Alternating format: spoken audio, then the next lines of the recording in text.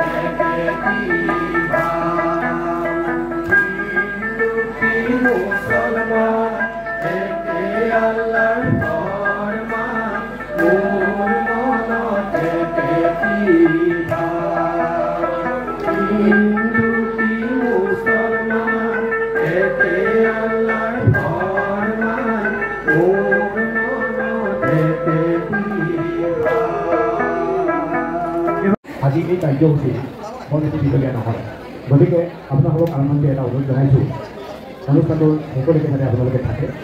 মই এতিয়া অতিথিসকলক মঞ্চলৈ আমন্ত্ৰণ জনাব বিচাৰিছোঁ। মই প্ৰথমেই আমাৰ ডিজিটাল চৰকাৰ গৱেষণা মঞ্চৰ সভাপতি কুমাৰী জিলাৰীক মঞ্চলৈ আহিবলৈ অনুৰোধ জনাইছোঁ।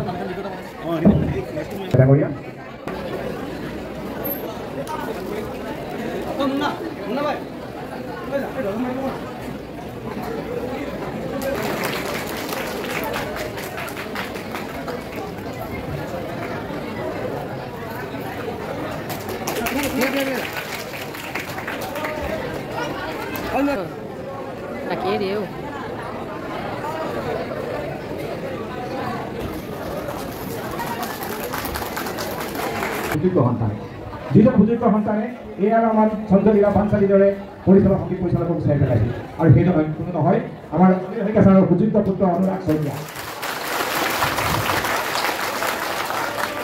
কৈছোঁ আৰু অসমলৈ এনেদৰে গৌৰৱ কঢ়িয়ানক আৰু আমাক গৌৰৱান্বিত কৰে। ইয়াৰ পাছতে আমি মঞ্চলৈ সেইগৰাকী ব্যক্তিক মাতিব বিচাৰিছোঁ, যিগৰাকী ব্যক্তিক আজি চাবলৈ ইয়াত বিভিন্ন ব্যক্তি আহি উপস্থিত হৈছে। যিগৰাকীক মিচিং আৰু ঊনিতমৰ মেলোডি কুইন বুলি কোৱা হয়, তেখেত হয় কোনো নহয় তৰাৱতী বাইদেউৰ।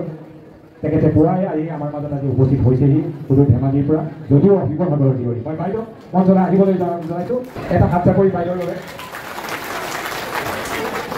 বাইদেউক এখানে গামোচাৰে আদৰণি জনাবৰ বাবে মই মাছুম চুলতানা ৰহমানক অনুৰোধ জনাইছোঁ।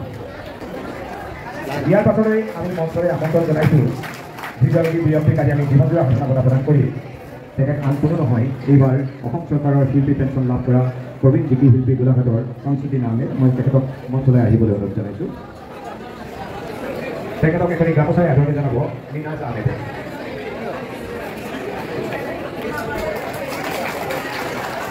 সভাপতি সুফেল জিলানী নামেৰে অনুৰোধ জনালোঁ। ভাৱে আমি সাধাৰণতে আজান পীৰৰ বুলি ক'লে আমি জিকিৰখিনিকে জানো, কিন্তু তেখেতে আৰু বহুত কিবা কিবি কৰি থৈ গৈছে জিকিৰৰ জৰিয়তে, যিখিনিক আমাৰ উঠি অহা প্ৰজন্মই নাজানে। মই আজান পীৰৰ 18 বছৰ সম্পাদক আছিলোঁ। যিহেতু মই নিজে জিকিৰ শিল্পী নহয়, যিসকলক জিকিৰৰ দায়িত্ব দিছিলোঁ তেওঁলোকে আজান পীৰ জিকিৰৰ চৰ্চা গৱেষণা আদি গুৰুত্ব দিয়াতকৈ ব্যক্তিগত প্ৰচাৰ আৰু প্ৰসাৰৰ বাবে বেছি ব্যস্ত হৈ পৰি, যিহেতু সৌভাগ্যক বা দুৰ্ভাগ্যক এই মঞ্চখনক মোক সাধাৰণ সম্পাদকৰ দায়িত্ব দিছিল, যদিও মই এই সম্পাদকৰ দায়িত্বৰ যোগ্য নহয়।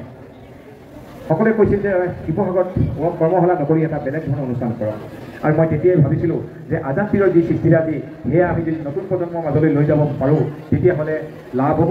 আৰু সেইকাৰণে আমি আজি স্কুলৰ ছাত্ৰ ছাত্ৰীসকলকো ইয়ালৈ লৈ আহিছোঁ আজান পীৰৰ আজান পীৰৰ সম্পৰ্কত জানিবৰ বাবে, আৰু তাৰ বাবে আমি এজন সুযোগ্য আৰু উপযুক্ত ব্যক্তিক আমি ইয়ালৈ আমন্ত্ৰণ কৰিছোঁ। সেয়া আন কোনো নহয়, ডক্টৰ অনিল শইকীয়া ছাৰ। সমান্তৰালভাৱে আমি এই বছৰৰ পৰা দুটা বঁটা আৰম্ভ কৰিছোঁ।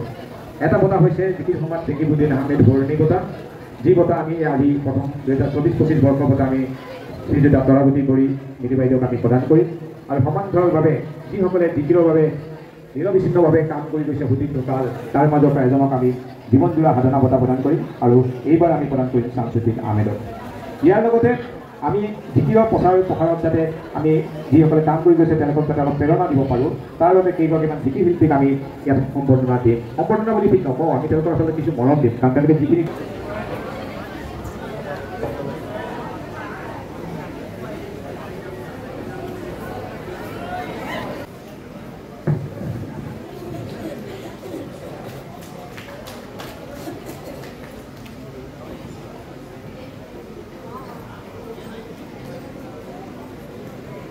এতিয়া আছে বঁটা বিতৰণী অনুষ্ঠান। জিকিৰ সম্ৰাট টেকিবুদ্দিন আহমেদ বৰুণী জিকিৰজাৰী চৰ্চা আৰু গৱেষণা মঞ্চই প্ৰথমবাৰৰ বাবে জিকিৰ সম্ৰাট টেকিবুদ্দিন আহমেদ বৰুণী বঁটা প্ৰদান কৰিবলৈ আগবাঢ়িছে। আৰু ইতিমধ্যে আপোনালোকে গম পাইছে 2024-25 বৰ্ষৰ এই বঁটা আমি তৰাৱতী কৰি মিলি বাইদেউক প্ৰদান কৰিব বিচাৰিছোঁ। তেখেতৰ যি সাহিত্য সংগীত জগতলৈ অৱদান তাক আমি কোনো অস্বীকাৰ কৰিব নোৱাৰোঁ। গতিকে বেছি দেৰি নকৰি মই বঁটা প্ৰদান অনুষ্ঠানলৈ আগবাঢ়িব বিচাৰিছোঁ।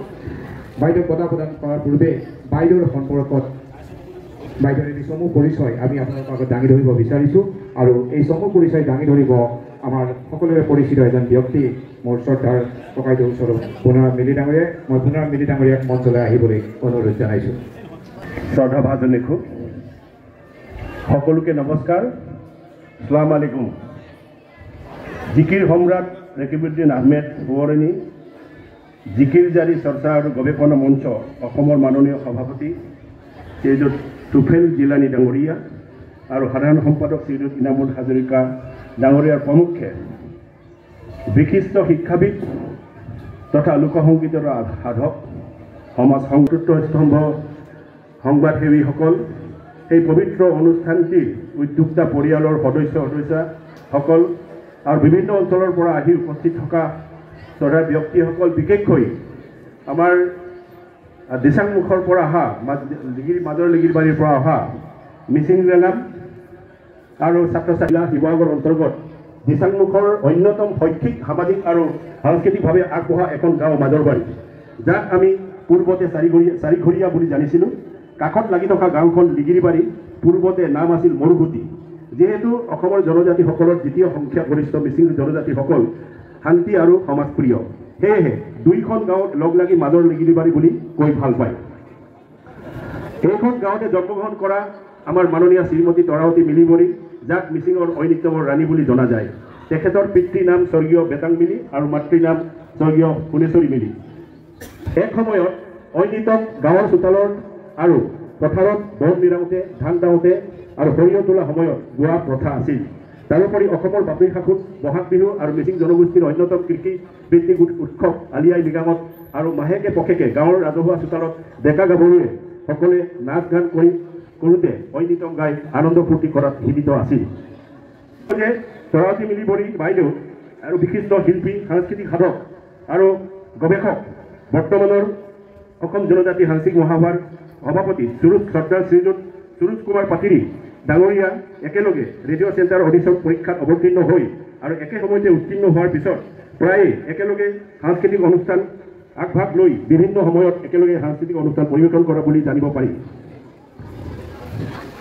গতিকে জিকিৰ সম্ৰাট ৰেকিবুদ্দিন আহমেদ সোঁৱৰণী জিকিৰ জাৰি চৰ্চা আৰু গৱেষণা মঞ্চ অসমে 2024-25 বৰ্ষৰ ৰেকিবুদ্দিন আহমেদ সোঁৱৰণী বঁটা লোকশিল্পী তথা ভাৰত চৰকাৰৰ সংগীত নাটক একাডেমী বঁটা প্ৰাপক তৰাৱতী বৰী বাইদেউক প্ৰদান কৰা কাৰ্যই শিল্পীগৰাকীক উৎসাহিত কৰাৰ লগতে সাধনাৰ ক্ষেত্ৰত আৰু শক্তিশালী কৰিব তাৰ কোনো সন্দেহ নাই। আৰু এনেধৰণৰ সমন্বয়ে আমাৰ সমাজত সম্প্ৰীতি অটুট ৰাখে। আৰু যে বাইদেউৰ মিঠা ঐতিহ্যৰ সুৰে আকাশবাণীৰ যোগেদি চিনাকি কৰাই দিছিল সুদক্ষ খেলুৱৈ ও সাংস্কৃতিবান ব্যক্তি স্বৰ্গীয় লক্ষী বৰী ডাঙৰীয়াক জীৱন সংগী হিচাপে, যিগৰাকী ব্যক্তি অসম চৰকাৰৰ উপ আৰক্ষী অধীক্ষক পদ অলংকৃত কৰিছিল। এই আপাহতে ব্যক্তিগত ফালৰ পৰা আৰু শ্ৰীমতী বৰী বাইদেউক ভালপোৱা সকলোৰে হৈ এই বিশেষ অনুষ্ঠানটিৰ আয়োজক সমিতিৰ স্থানীয় সন্মানীয় সমূহ বিষয়ববীয়া সদস্য আৰু শ্ৰদ্ধাৰ ৰাইজক ধন্যবাদ জনাইছোঁ। আৰু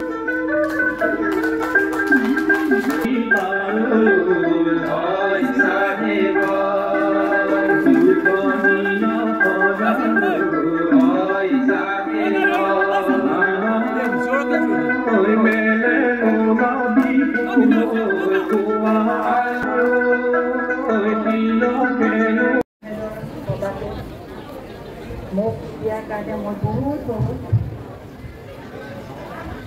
মানে ক'ব নোৱাৰা হৈ গৈছোঁ। আচলতে মই সৰুৰ পৰাই ঐনিতম গাই ভাল পাইছিলোঁ। তেনেকৈ মোক গাঁৱৰ মানুহবিলাকেও উৎসাহ দিছিলে। লগতে অথনি পুনাৰাম মিলি মই জোঁৱাই বুলি কৈ জোঁৱাই ক'লে গাঁৱৰ মাজৰ পৰা মই ওলাই আহিছোঁ বহুত কষ্টৰ মাজত। তাৰপিছত ৰাইজে মোক বহুত মৰম কৰিছিলে, ৰাইজে মোক আদৰিছিলে, তোমাৰ কণ্ঠটো ভাল, তুমি ৰেডিঅ' চেণ্টাৰত গান গোৱা। তেনেকৈ গালোঁ। তাৰপিছত গোটেই অসমৰ, অকল মই মিচিং বুলিয়ে নহয়, অসমৰ মঞ্চই মই বিহু ফাংচনতো গান গালোঁ। আৰু আমাৰ অসমত যিমান জাতি আছে, কি বুলি কয় নেপালী আদি, আপোনালোকৰ ইয়াত জিকিৰ মোৰ লগৰ ছোৱালী দিচামুখত বহুত আছিলে, তাহাঁতৰ পৰা মই শুনো। তাহাঁতি কিন্তু জিকিৰ নাজানে, অসমীয়াহে গাইছিলে। তাৰপিছত মই অৱশ্যে ভগৱানে মোক সেইখিনিৰ পৰা এইখিনি ৰাইজৰ সমাজৰ পৰা মোক উলিয়াই নিলে। ইয়াৰ পিছত মোক এনেকৈ মনেশ্বৰ মিলি, এতিয়া আমাৰ মাজত নাই, আৰু অৱনী মিলি আৰু সুৰুজ পাতিৰি, তেওঁ মোৰ নাতি, এই গোটেইকেইজনে মোক আগবঢ়াই লৈ যোৱাৰ পিছত এতিয়া মোক আপোনালোকে তৰাৱতী মিলিবৰী বুলি চিনি পাইছে। সেইটো মোৰ নিজৰ সেইটো নহয়, এইটো ভগৱানৰ আশীৰ্বাদ আৰু ৰাইজৰ আশীৰ্বাদ। ৰাইজে মোক আঁকোৱালি নোলোৱা হ'লে তৰাৱতী এইটো ষ্টেজত মই স্থান নাপাওঁ।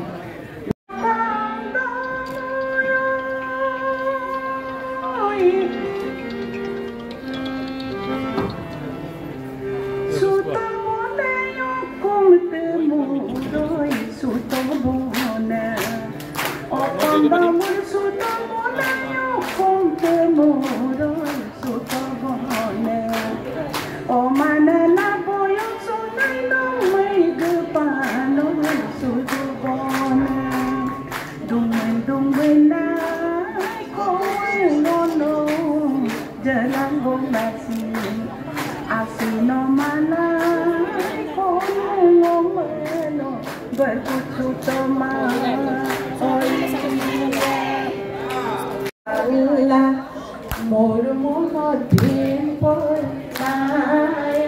আল্লাহ হিন্দু কি মুসলমান তোকে আল্লাহর ফরমান মোর মন রেখে দিবা। এতিয়া আছে জীৱনজোৰা সাধনা বঁটা ৰেকিবুদ্দিন আহমেদ সোঁৱৰণী জিকিৰ জাৰি চৰ্চা আৰু গৱেষণা মঞ্চই 2024-25 বৰ্ষৰ জীৱনজোৰা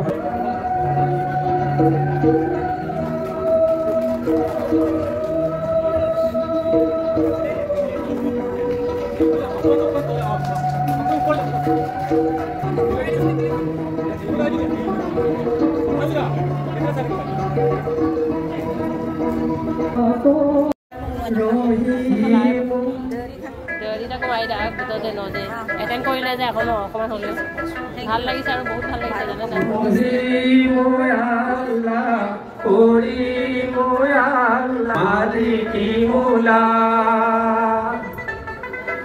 আল্লাহৰ জিকিৰ আল্লাহৰ নাম আল্লাহৰ জিকিৰ আল্লাহৰ কাম নকৰিবা হেলা এইফালে খানাৰ ব্যৱস্থা কৰিছে ইয়াত আহাৰৰ ব্যৱস্থা অকণমান দেখুৱাই দিছোঁ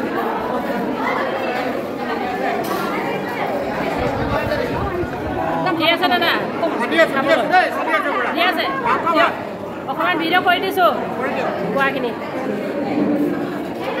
এয়া কণী আছে ন তাৰপিছত এইফালে চিকেন মাছ অকণমান ৰাইজক খোৱাখিনিও দেখুৱাই দিছোঁ এয়া চাওক আমিও এতিয়া খাম হা লাইন পাতি dong Bon donat ke nama apa tuh mau ngomong Cina ayam tola deh mau ke atas mau ada nih itu apa sih tuh ayam tola mau apa lah ambil lain lah so ya lain ikut lain bikin video apa dengan kepala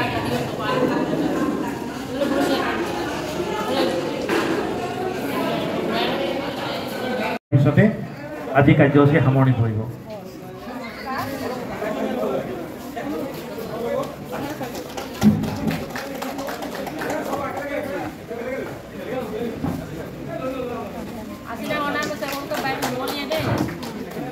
Bye bye. Video dah aman.